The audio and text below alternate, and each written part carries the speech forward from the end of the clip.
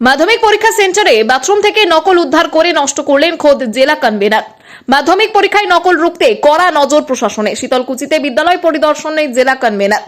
চলতি বছরের মাধ্যমিক পরীক্ষা চলাকালীন নকল ও অনিয়ম রুখতে কড়া নজরদারি চালাচ্ছে প্রশাসন।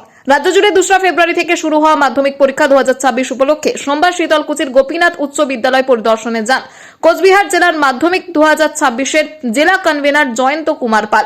পরিদর্শনের সময় এক পরীক্ষার্থীর কাছে নকল ধরা পড়ে, এমনটাই সূত্রের খবর। নকল বাজেয়াপ্ত করা হলেও মানবিক দৃষ্টিভঙ্গি দেখিয়ে সংশ্লিষ্ট পরীক্ষার্থীকে কড়া সতর্কবার্তা দিয়ে পরীক্ষায় বসার সুযোগ দেওয়া হয়, এমনটাই জানা গেছে। পাশাপাশি বিদ্যালয়ের একাধিক বাথরুমে লুকিয়ে থাকা নকল সামগ্রীও উদ্ধার করা হয় এবং তা নষ্ট করার ব্যবস্থা নেওয়া হয়। মাধ্যমিকের মতো পরীক্ষা ঘিরে এরকম নকল বা অসৎ পন্থা দেখে হতবাক সকলেই। এ প্রসঙ্গে জেলা কনভেনার জয়ন্ত কুমার পাল জানান, পরীক্ষার স্বচ্ছতা বজায় রাখতে মোবাইল ফোন, ডিজিটাল সরঞ্জাম এবং অন্যান্য অবৈধ সামগ্রীর বিরুদ্ধে কঠোর নজরদারি চালানো হচ্ছে। তিনি পরীক্ষার্থীদের নিয়ম মেনে সৎভাবে পরীক্ষায় অংশ নেওয়ার আহ্বান জানান। একই সঙ্গে আগামী দিনগুলিতেও পরীক্ষা কেন্দ্রগুলিতে নজরদারি আরও জোরদার করা হবে বলে প্রশাসনের পক্ষ থেকে জানানো হয়েছে।